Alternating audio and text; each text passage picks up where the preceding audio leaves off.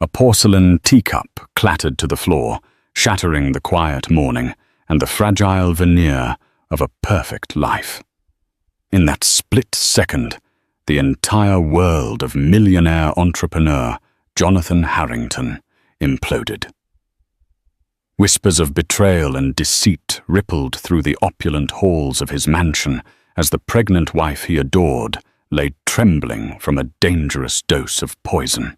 But the true shock awaited in the courtroom when the identity of the poisoner, Jonathan's own mistress, was revealed, and his reaction left everyone speechless.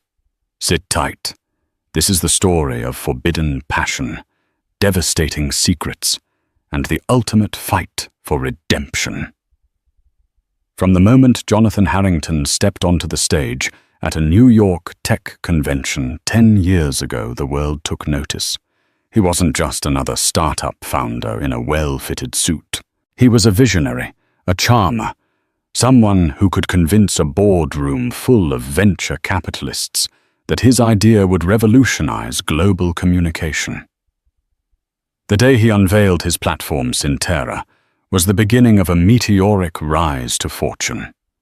Fast forward to the present, and Jonathan's name is synonymous with the kind of modern wealth that dazzles an entire generation. His net worth, according to a speculative article in Forbes, was rumored to exceed $2 billion. Whether it was accurate or not didn't matter. Perception was everything, and Jonathan had an enviable talent for cultivating an aura of success. It showed in every facet of his life, from the elegantly sleek black Rolls-Royce parked outside his Manhattan high-rise to the lavish dinners he hosted for top-tier philanthropists. He was no stranger to the media either. His marriage to the poised and radiant Victoria Palmer, now Victoria Harrington, had been splashed across the society pages. She was the daughter of affluent real estate magnate Charles Palmer, a man who had once shaken hands with Bill Gates at a private philanthropic summit in Seattle. Growing up among the elite Victoria was used to the luxurious environment that came with old money.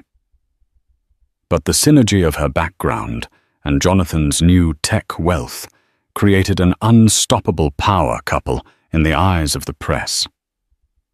Life for Jonathan and Victoria was nothing short of idyllic, or so it seemed. The polished glimmer of their public image could have fooled anyone. And for a time, perhaps it fooled even them. Their marriage was anchored in mutual ambition, well-timed affection, and the shared dream of building an empire that would stand the test of time. The Harringtons owned several properties across the globe. Their main residence was a sprawling estate outside the city in an affluent suburb that boasted manicured lawns and horse-riding clubs. The estate had been redesigned by a world-renowned architect, featuring heated marble floors, a glass-enclosed atrium, and meticulously curated artwork from all corners of the world. It was also the perfect venue for glamorous dinner parties, and they were known to invite influential figures from celebrity chef Marcus Reynolds, who once cooked for them personally, to the city's young philanthropists and foreign diplomats. Over 600 guests once attended a lavish fundraiser for children's education that they hosted.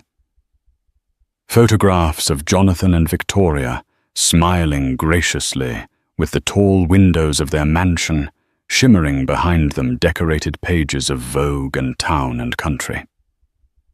Still in the hush of the night, doubts tiptoed like faint ghosts around the grand corridors of the Harrington estate. After 5 years of marriage, the couple had struggled to conceive a child. When it finally happened, Victoria becoming pregnant, everyone assumed their happiness was now complete. The baby would be the heir to their kingdom, bridging two powerful families and guaranteeing a future. In the final months of her pregnancy, Victoria glowed with that mythical radiance often attributed to expectant mothers, even as she navigated the social swirl of luncheons and philanthropic gatherings. Within these walls of grandeur, however, an undercurrent of secrecy churned.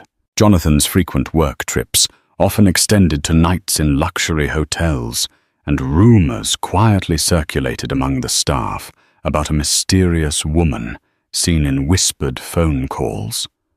Occasionally, Victoria noticed receipts on her husband's desk for opulent dinners at exclusive restaurants, though he claimed them to be client meetings.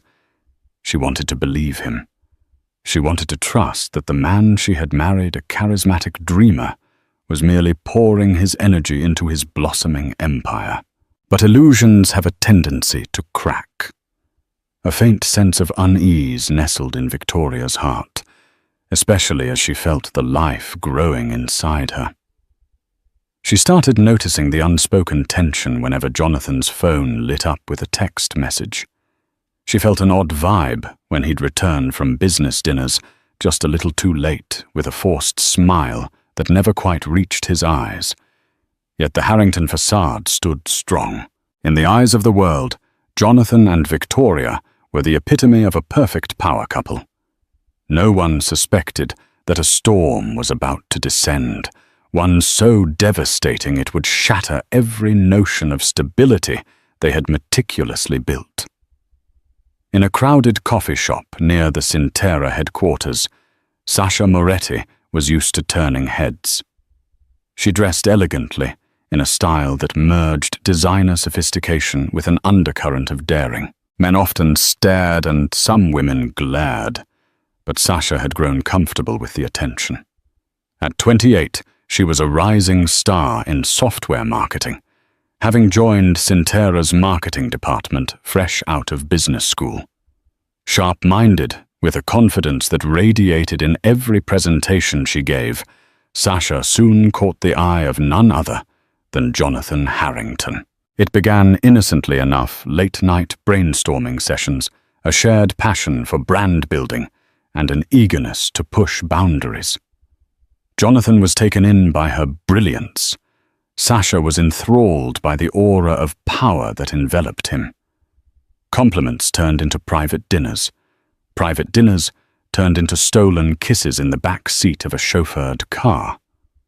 Before either could articulate the morality of what they were doing, they found themselves entangled in a passionate affair. Jonathan's marriage was hardly the typical union. In truth, he was enthralled by Victoria's sophistication and her unwavering support. Still, he and Victoria had drifted into a comfortable pattern that, despite genuine affection, lacked the impulsive spark that once defined their relationship. Sasha, on the other hand, represented excitement, an intense desire and ambition to match his own.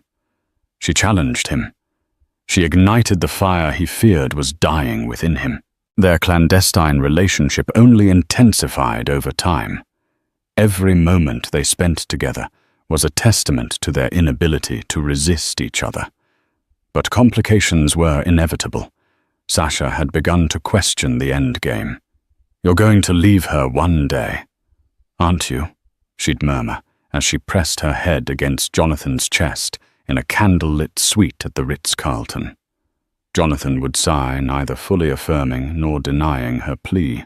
Torn by his own guilt, he never gave her a definitive promise about divorcing Victoria. In Sasha's mind, she was winning a race she couldn't articulate. She had won Jonathan's affections, but not his public acknowledgement. She saw him lavish unimaginable sums on gifts for Victoria fine jewelry from Cartier, exclusive dresses from European fashion houses, while her trinkets, though expensive by normal standards, paled in comparison. The difference stung her pride. Eventually, after one too many nights alone, Sasha's envy became a toxic swirl of frustration and anger. She was aware that Victoria was pregnant. Sasha even rationalized that she was helping Jonathan break free from a life of monotony. In her twisted reasoning, she felt justified in wanting Victoria and the unborn child out of Jonathan's life. But when jealousy morphs into desperation, darkness can invade the psyche. That's precisely what began to happen to Sasha. She started making subtle inquiries about toxins, reading up on colorless, tasteless poisons. In an online forum for horticultural enthusiasts, she learned about certain plants that could be deadly if ingested. She didn't think she'd ever go that far. At least not at first. But day by day her thoughts grew more sinister. The barrier between "I couldn't possibly" and "I might actually" wore down. Meanwhile, Jonathan became increasingly careless.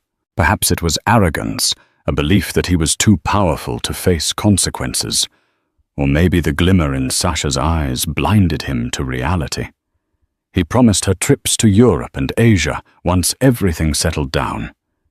He even admitted that once the baby was born, maybe he'd sort out his marriage. Sasha didn't like the timeline. She detested the idea of waiting any longer. One evening, while sipping on a glass of red wine in her upscale loft in Chelsea, Sasha entertained a dangerous thought. Could she remove Victoria from the equation entirely?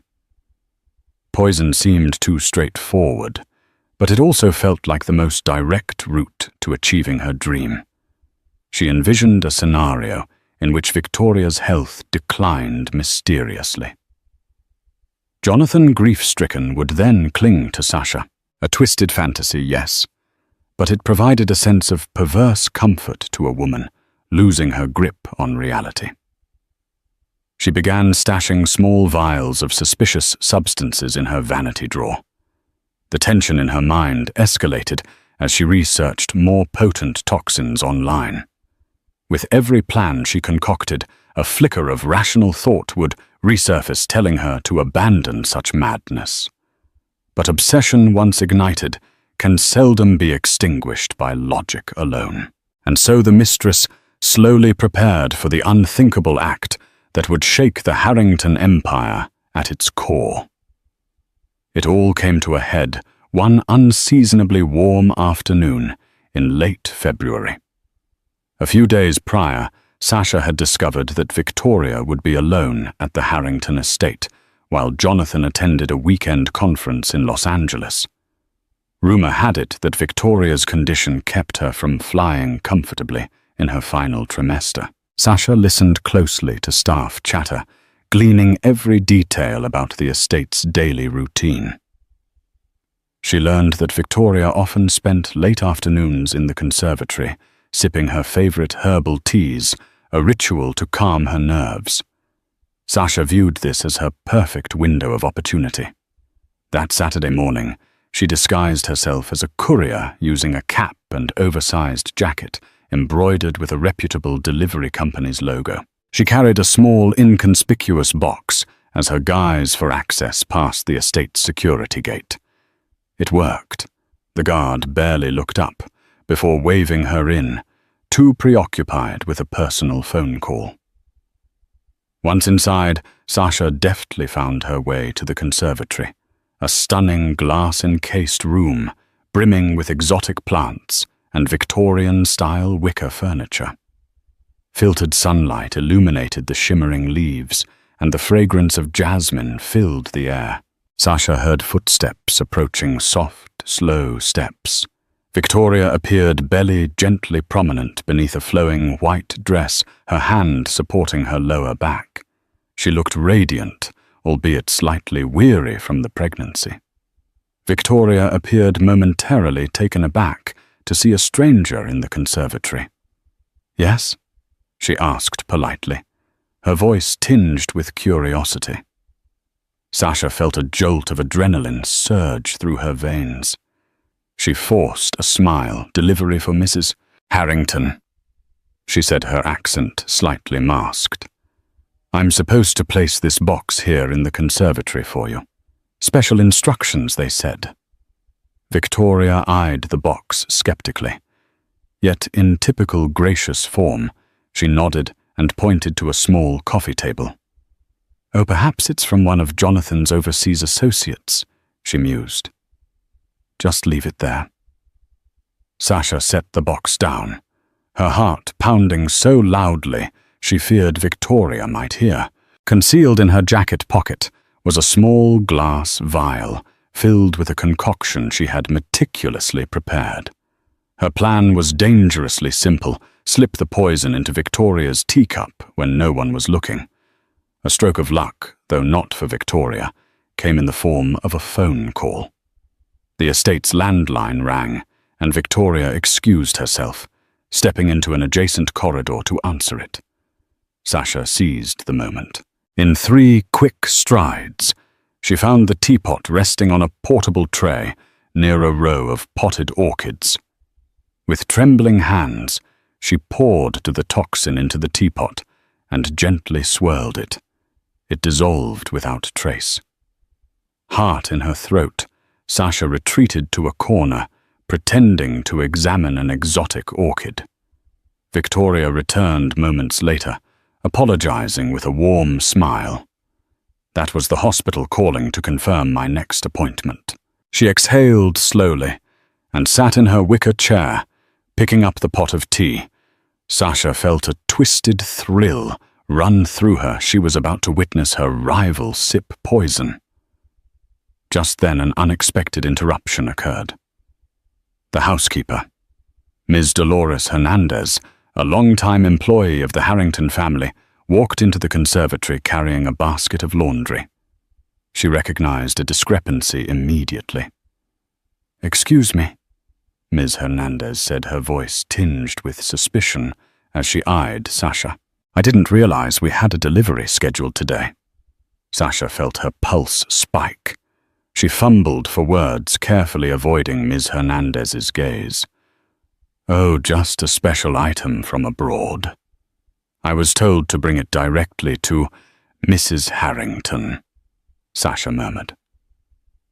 Before Dolores could respond, Victoria poured herself a cup of tea. The delicate china cup clinked against the saucer as she lifted it to her lips. Sasha's stomach twisted in a conflicted mixture of exhilaration and horror. Dolores hovered in the conservatory, suspicious eyes watching every movement. Victoria sipped. Within seconds, her face contorted. She grimaced at the bitterness. "That's odd," she muttered. "This tea tastes off. Did I brew it too strongly?" She took a second sip. Less hesitant this time, but enough to swallow a gulp. A sudden tightness gripped her abdomen. Victoria's complexion paled, and she fanned herself as though the room's temperature had shot upward. Sweat formed along her hairline. Concern etched across Dolores's face. "Ma'am, are you all right? You look unwell." Victoria tried to speak, but managed only a feeble whisper. Her vision blurred. She clutched her belly as a wave of dizziness slammed into her. Dolores rushed to her side, supporting her before she could collapse to the floor. Sasha, in the corner, felt an instant wave of guilt and panic. This wasn't just an idea or a fleeting fantasy anymore. This was real, happening right before her eyes. "What's happening?" Victoria gasped. She tried to stand, but her knees buckled. Dolores shot a sharp glance at Sasha. "You call 911 quickly," she barked, too frantic to question the so-called courier's presence further. Sasha knew she had to leave. She muttered something unintelligible and dashed out of the conservatory, the sound of Victoria's labored breathing echoing behind her. As she fled, she could hear Dolores crying out, "Stay with me, Mrs. Harrington. Breathe. Help is on the way." The moment Sasha slipped out of the estate and back past the security gate, still manned by the distracted guard, she realized there was no turning back. If Victoria survived, she might suspect sabotage. If she died, Sasha would be complicit in murder. Either outcome felt impossibly terrifying. Somehow Sasha convinced herself it was worth the risk. She pictured a future with Jonathan by her side, free from the constraints of a marriage that stifled him. And as she sped away, tears of madness and regret blurred her vision. The world outside was none the wiser to the heinous crime just committed. An ambulance spiraled through the mansion's circular driveway, neon lights staining the white gravel a frantic red. Paramedics rushed into the conservatory, where Dolores knelt beside a nearly unconscious Victoria. Her breathing was shallow, skin clammy to the touch, and her pulse fluttered weakly. Possible poisoning, one of the paramedics said grimly, after a quick assessment. We need to stabilize her immediately. They carefully placed Victoria on a stretcher.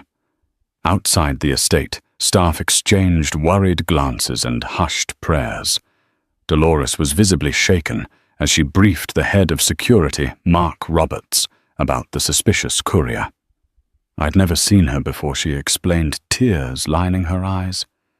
She came with a box, said it was a special delivery for Mrs. Harrington.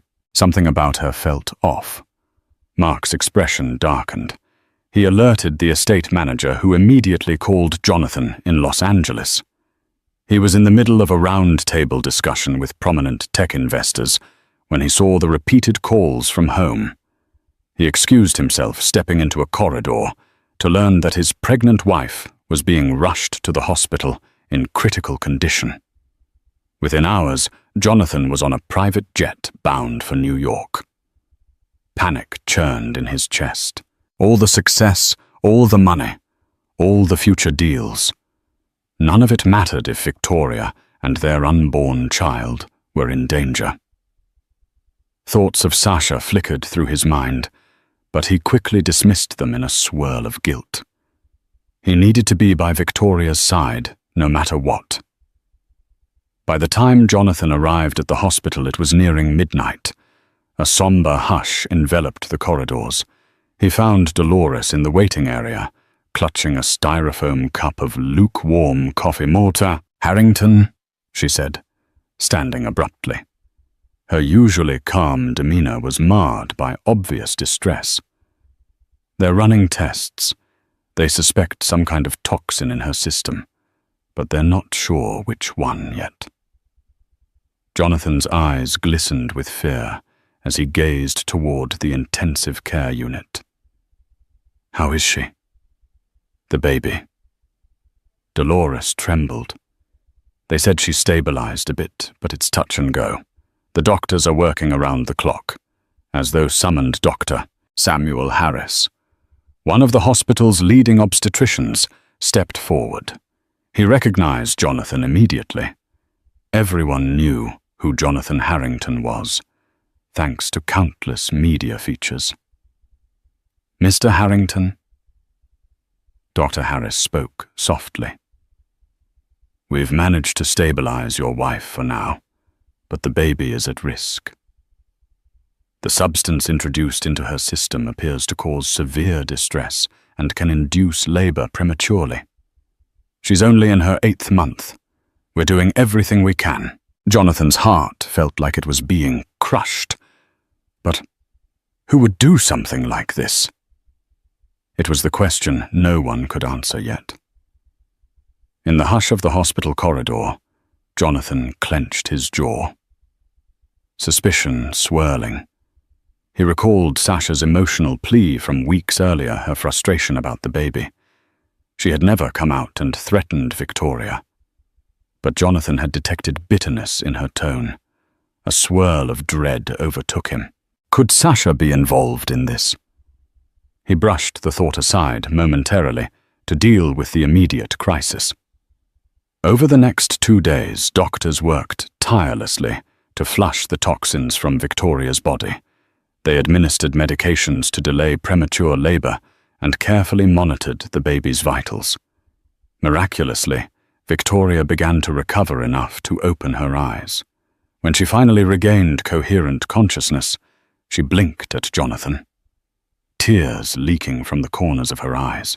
Our baby, she croaked, voice hoarse. Jonathan gently cradled her hand in his. The baby is fighting just like you. Victoria looked frightened and exhausted. For a moment, she seemed to consider something unspoken. Then, in a shaky voice, she described the courier and the odd taste of the tea. I know it sounds ridiculous, but I swear That woman put something in my tea. The next day, the Harrington estate underwent a full sweep. Police investigators arrived gathering statements, checking security footage, and speaking with staff. A partial camera angle from the estate's gate showed Sasha's disguised silhouette, though the footage was too grainy for a positive ID. Mark Roberts provided the approximate time of entry, which aligned perfectly with the moment Victoria drank her tea. Jonathan forced himself to connect the dots. He recalled random mentions Sasha had made about exploring new gardens, exotic plants, poisons in nature. During one of their more intimate moments, she had teased about deadly secrets, hidden in plain sight. At the time, he dismissed it as flirtatious banter. But now it resembled a cryptic admission of knowledge about toxins. Racked with guilt, Jonathan didn't sleep for days. While his wife remained in precarious condition, the police launched a formal investigation into the suspected poisoning. Jonathan's entire body seemed to vibrate with tension whenever his phone buzzed, and each time he half expected a text from Sasha, or perhaps the police revealing the next piece of a horrifying puzzle. Victoria's father, Charles Palmer, arrived at the hospital soon after bringing along a lawyer, Philip Radcliffe, known for his prowess in high-stakes cases. Both men were determined to find whoever did this and see them punished to the fullest extent of the law. Charles wasted no time in urging Jonathan to be forthright with the authorities. Jonathan struggled to hide his internal panic. He had to come clean about Sasha. There was no alternative if he wanted to save himself and possibly Victoria. An unspoken tension thickened in the hospital room whenever the topic of that unknown woman was raised. Victoria sensed that Jonathan was holding something back. Through bleary eyes, she watched him pace, wrestle with his phone, and avoid her direct questions. Suspicion formed in her mind, like storm clouds gathering on the horizon. Finally, on the fourth night, Jonathan cracked under the weight of his conscience. He confessed to Victoria about the affair with Sasha Moretti, the marketing prodigy at Sintera, the woman who had become his secret lover. He told her everything from the seemingly innocent late meetings to Sasha's increasingly erratic behavior. Victoria, her face etched with heartbreak, let tears flow silently. She neither lashed out nor spoke accusations. The sorrow in her eyes, however, said it all. "I had no idea she'd do something like this," Jonathan whispered, voice ragged. "I'm so sorry. I was a fool." The next morning, the police showed up with more evidence, partial fingerprints matching Sasha's known records at Sintera, and eyewitness statements that placed Sasha's car near the Harrington estate. The puzzle pieces were forming a damning picture. Within hours, a warrant was issued for Sasha Moretti's arrest. Sasha was at her Chelsea loft when the pounding on the door echoed through the corridors. She had been living in a state of heightened anxiety since the day she fled the Harrington estate. The morning news bulletins hinted at an attempted murder investigation in one of New York's most affluent neighborhoods, but no names had been officially released. Still, she knew. She sensed the net closing around her. She had tried to call Jonathan multiple times, only to be met with unanswered rings and short text messages demanding she stay away. She scrolled through social media in a haze looking for any sign that the news had broken publicly. The tension was unbearable. When the police burst in, guns drawn, it was almost a relief. 2 officers placed her under arrest, reading her Miranda rights as she numbly stared at the wall. She whispered no protests, uttered no pleas for explanation. It was as if she had accepted a destiny she once thought would pave the way to her happily ever after. Instead, it carried her to a police station in handcuffs. News traveled fast. By that afternoon, every major outlet, from the New York Times to local tabloids, had latched onto the story of the pregnant Harrington heiress's poisoning and the subsequent arrest of Jonathan Harrington's mistress. Video clips of Sasha being escorted by officers swamped social media. The public devoured every morsel of gossip. Sintera's stock price took a nosedive, overshadowed by the scandal swirling around its high-profile founder. The court arraignment hearing was scheduled swiftly. Cameras flashed outside the courthouse, capturing Sasha's stoic face. Inside, her lawyer, Meredith Caldwell, argued unsuccessfully for bail.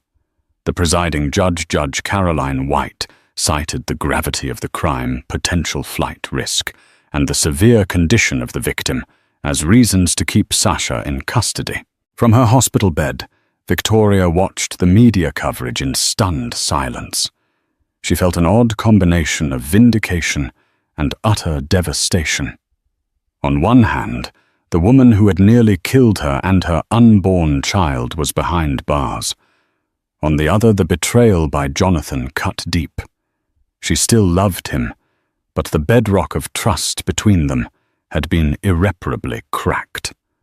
Meanwhile, Jonathan, haunted by guilt, found himself pressed by lawyers, brand managers, and family advisors. They insisted on damage control, issuing carefully worded statements to the press, emphasizing that Jonathan had cooperated fully with the authorities. But no matter how elegantly spun, the statements could not erase the scandal's stain. During one particularly chaotic day, Jonathan held an internal meeting at Sintera, addressing the entire staff via a company-wide webcast. He apologized for any distractions caused by his personal issues, promising that Sintera's vision remained intact. The staff responded with polite applause, but he could sense their unease. The scandal was too big to ignore, and rumors ran rampant in break rooms and online forums. That evening, Jonathan returned to the hospital, slipping past the paparazzi stationed at every entrance. He quietly entered Victoria's dimly lit room, where monitors beeped softly, tracking both mother and child. She lay propped against pillows, her eyes drifting toward him. Jonathan approached her bed, carefully taking a seat. How do you feel?" She inhaled shakily.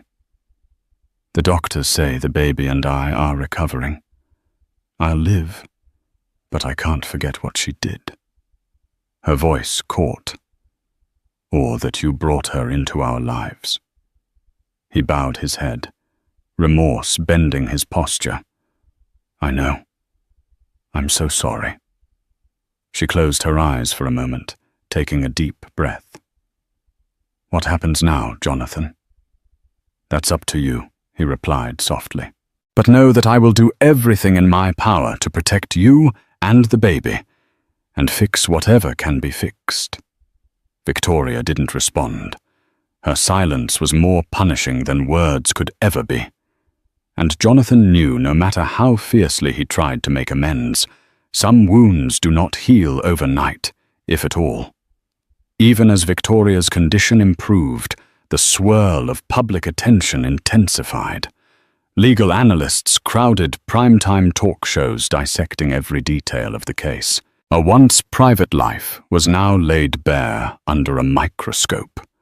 Sasha Moretti was painted as a villain, Victoria Harrington as the wronged angel, and Jonathan as a philandering billionaire caught in the middle.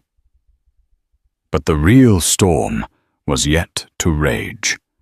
The preliminary hearing and subsequent trial promised an explosive unveiling of motives, confessions, and heartbreak that would capture the world's attention. The morning of the preliminary hearing at the New York Supreme Court broke gray and cold, a stark contrast to the heated anticipation swirling around the proceedings. Spectators formed a line down the block, eager to witness the latest spectacle in the Harrington scandal. Satellite trucks and news anchors cluttered the courthouse steps.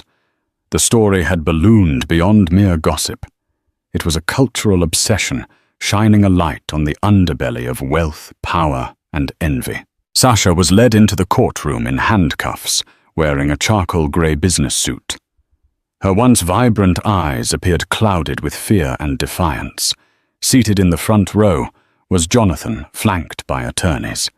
Beside him, Victoria sat in a wheelchair, her belly still pronounced but her body too frail to walk steadily on her own. The hush that fell over the courtroom as they entered felt electric, charged with unspoken accusations. Judge Caroline White presided, her reputation for no-nonsense rulings preceding her. She scanned the room unimpressed by the media presence. When the case was called, the prosecutor Assistant District Attorney Jeremy Collins rose to deliver opening remarks. "Your Honor," Collins began, voice resonant in the silent chamber. "This is no ordinary assault case. The victim, Victoria Harrington, was 8 months pregnant when the defendant, Sasha Moretti, allegedly attempted to take both her life and the life of her unborn child with a poisonous substance." Meredith Caldwell. Sasha's attorney countered by painting a portrait of an unstable woman, driven by unrequited love, but also invoked claims of insufficient evidence. Nothing conclusively tied Sasha to the poisoning except the suspicious circumstances and partial fingerprints. "We have yet to see definitive proof," Caldwell argued. "My client was not caught in the act. She has an alibi for part of the timeline. The evidence is circumstantial at best, but the prosecution was prepared. They showed grainy security footage capturing Sasha's disguised figure at the estate gate, time-stamped minutes before Victoria's collapse. They presented testimonies from staff members who described a stranger in a courier uniform. They offered records of Sasha's online searches about poisonous plants and how to administer them discreetly. The prosecution believed the case was airtight. Jonathan took the stand as a key witness. The courtroom stilled. He cleared his throat, clearly agitated. Collins led him through a series of questions establishing his role as the tech mogul husband to the victim and clandestine lover to the defendant. When asked to describe his relationship with Sasha, Jonathan's voice quivered. "We were involved," he confessed. The swirl of camera flashes in the back told him that every word was being documented. As for motive, the prosecution pinned it squarely on Sasha's jealousy of Victoria and her unborn child. They referenced text messages ones Sasha had sent Jonathan, implying that their future together would be easier if only you were single again. Jonathan admitted he had not taken these messages seriously, brushing them off as venting. The regret in his expression told the court how deeply he wished he had paid more attention. Then came Victoria's turn to provide her testimony. Her father, Charles Palmer, looked on protectively from the gallery. Despite her physical weakness, Victoria's voice carried a quiet strength. She described the day Sasha arrived the suspicious box, the odd taste of the tea, and the dizzying darkness that followed. Emotion broke through as she recalled the terror of potentially losing her baby. The entire courtroom seemed to inhale collectively, absorbing the rawness of a mother's near loss. Caldwell attempted to probe Victoria's story for inconsistencies, hinting that the poison might have come from another source.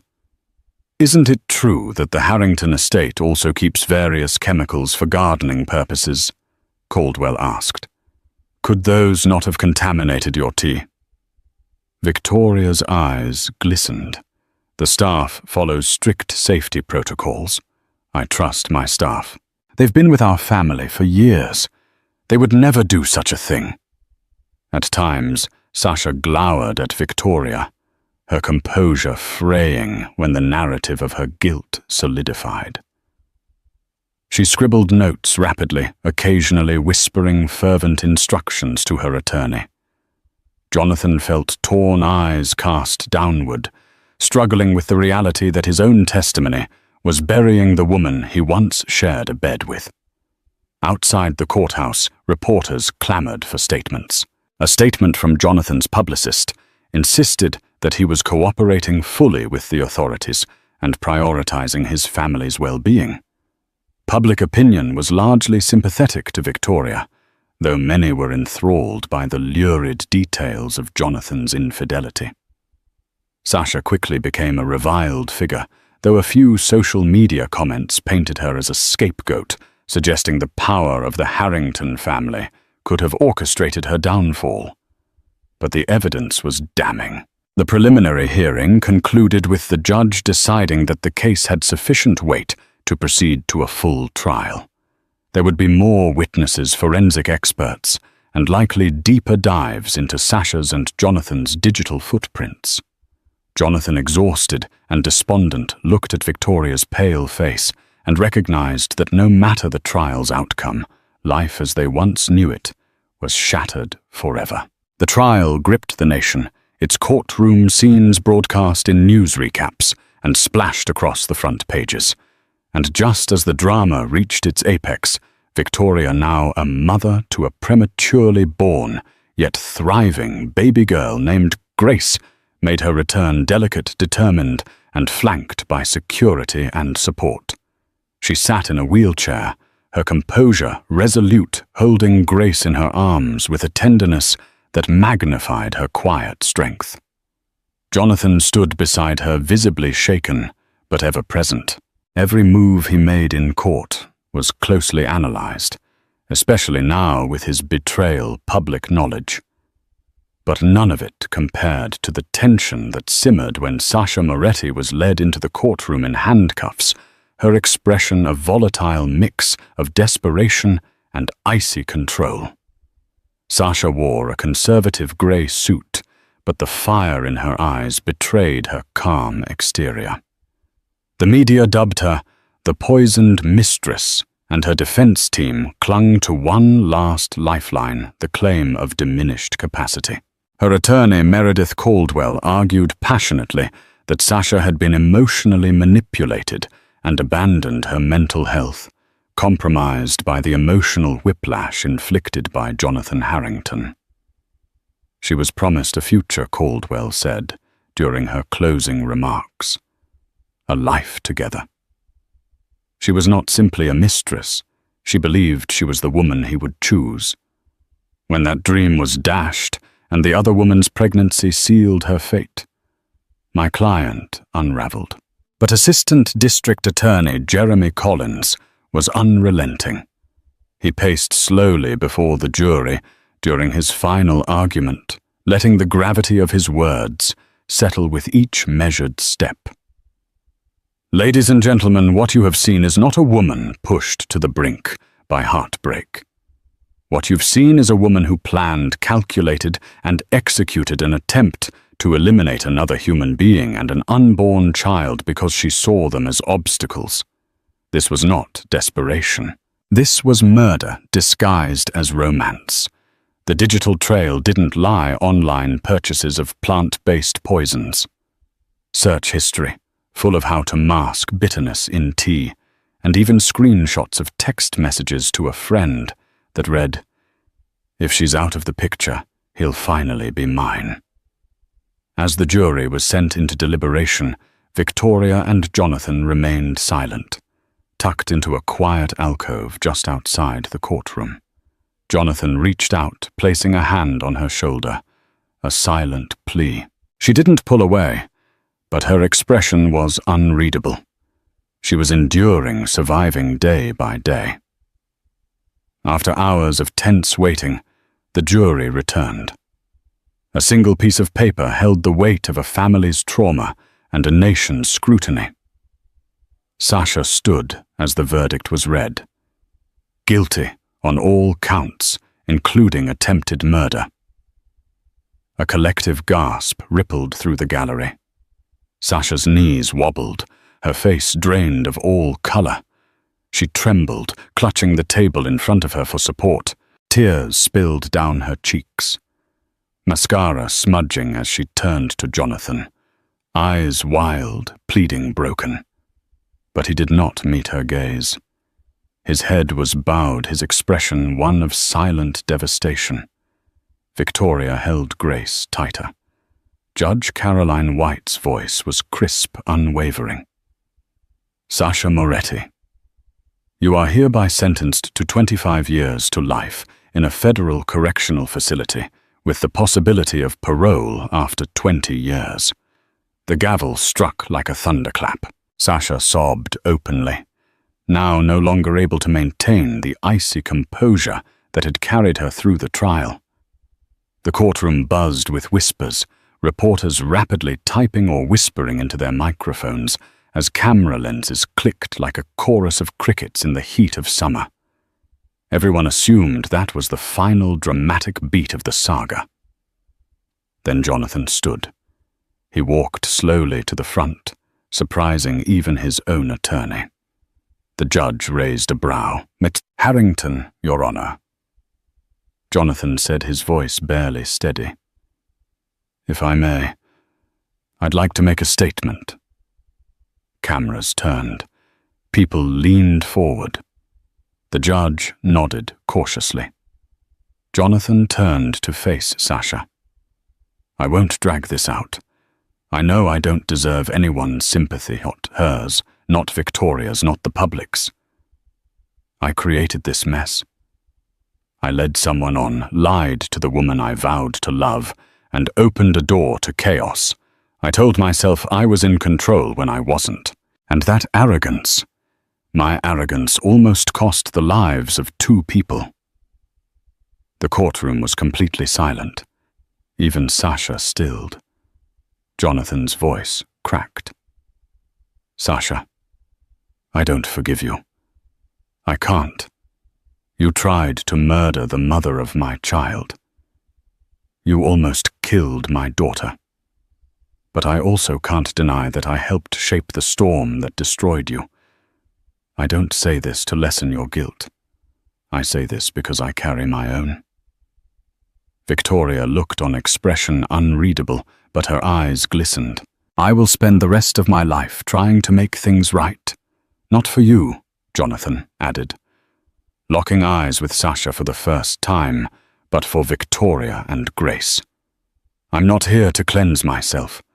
I'm here to acknowledge that this isn't just your downfall. It's mine, too." Then he turned, slowly, walked back and sat beside his wife and child. The courtroom erupted as reporters rushed to transmit his statement. News headlines the next day read Jonathan's last confession. A billionaire's reckoning. Social media exploded, split between those who admired his honesty and those who called it damage control, too little, too late. Sasha was escorted away, wailing incoherently, her voice echoing down the corridor, as if trying to claw her way back into a life she could never return to. Outside, protesters held signs. Some blamed Sasha, others blamed Jonathan. Some blamed the entire culture of wealth and power that allowed such betrayal to fester unchecked. But for Victoria and Jonathan, the storm had finally passed its peak. Later that night, in the quiet hush of their hospital suite, Victoria looked down at Grace, then up at Jonathan. "She'll never know what happened, right?" "She'll know the truth," he said gently, "but she'll also know how strong her mother was." Victoria nodded, cradling the child. For the first time in weeks, her grip around Grace relaxed ever so slightly. That night, Jonathan didn't sleep much. He sat in the hospital chair beside them, watching over both of them, not as a tech mogul or a public figure, but as a man who had almost lost everything, and now knew what mattered most. The courtroom verdict echoed through the city like the final thunderclap after a devastating storm. Sasha Moretti had been sentenced, her sobs and curses still ringing in the ears of the nation. But for Jonathan and Victoria Harrington, the true aftermath was just beginning, not in a courtroom, but within the fragile, fractured walls of their own home. The public spectacle began to fade.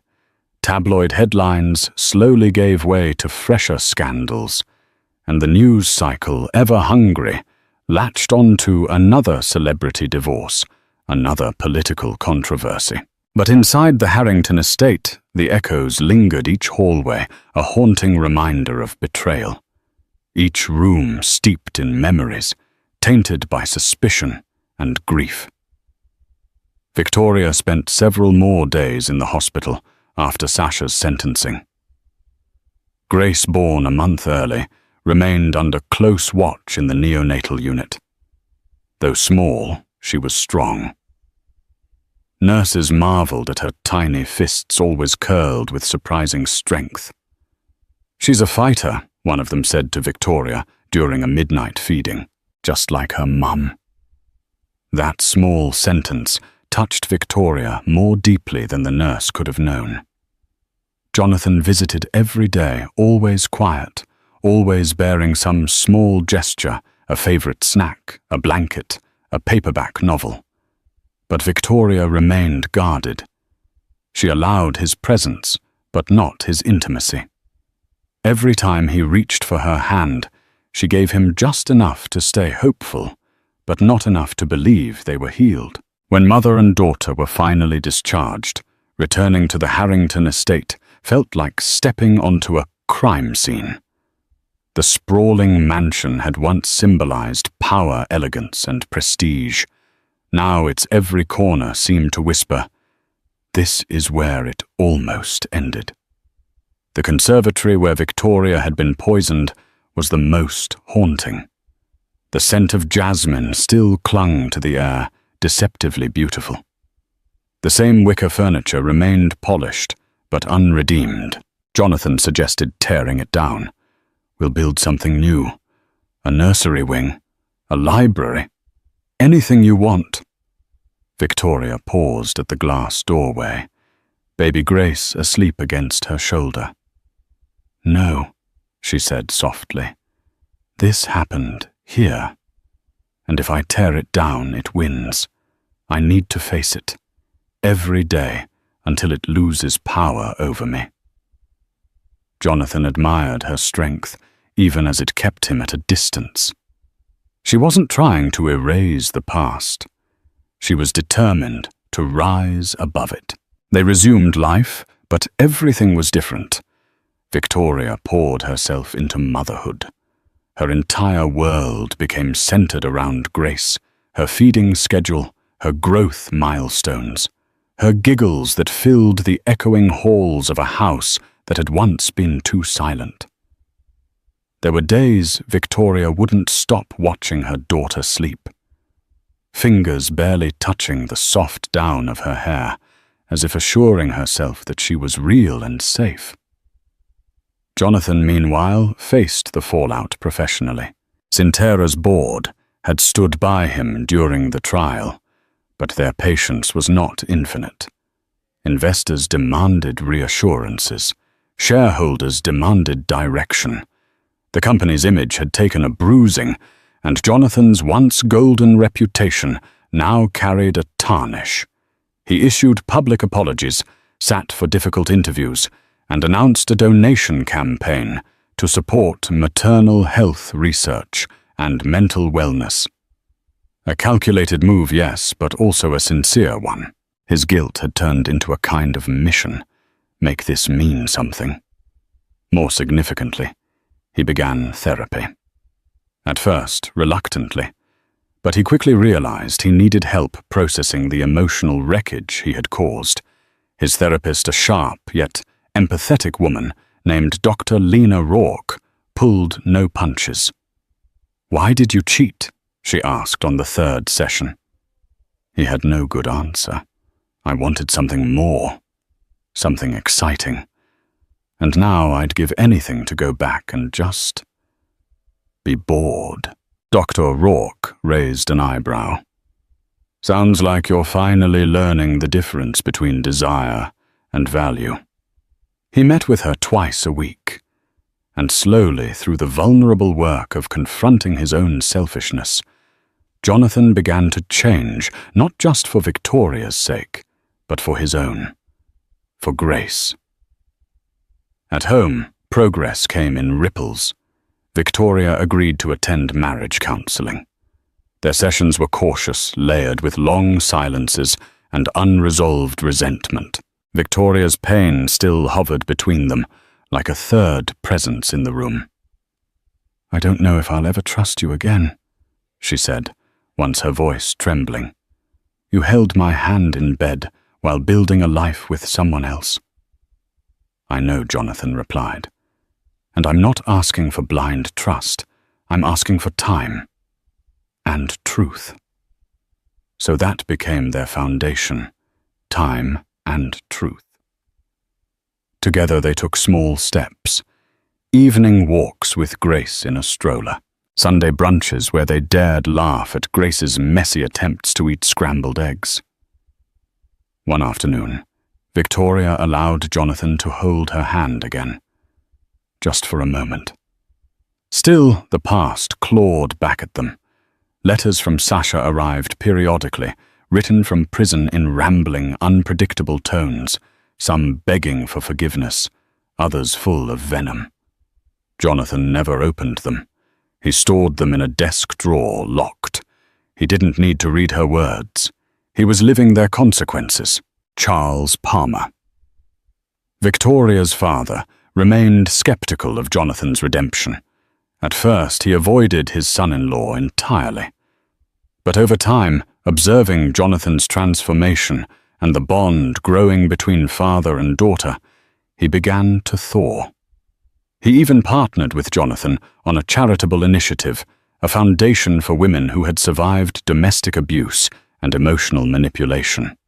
Victoria, to the world's surprise, joined as its spokesperson. At the launch gala, Victoria took the stage in an elegant navy gown, baby Grace nestled in a silver stroller beside her. "When I was lying in a hospital bed, uncertain if my baby or I would survive, I thought everything I'd built had been taken from me," she told the crowd. "But I realized something in that darkness. What matters most is what we do with our pain. Whether we let it consume us or turn it into something that saves others." Applause thundered through the ballroom. In that moment, Victoria reclaimed her power, not as a socialite or heiress, but as a survivor. Behind the curtain, Jonathan watched her speak, eyes full of reverence. Not because she had forgiven him completely, she hadn't, but because she had risen, and in doing so helped him begin to rise too. Their marriage was no longer defined by perfection. It became a space of honesty. Some nights they slept in separate rooms. Other nights they shared dreams of Grace's future. The healing came in layers, not all at once, but it came.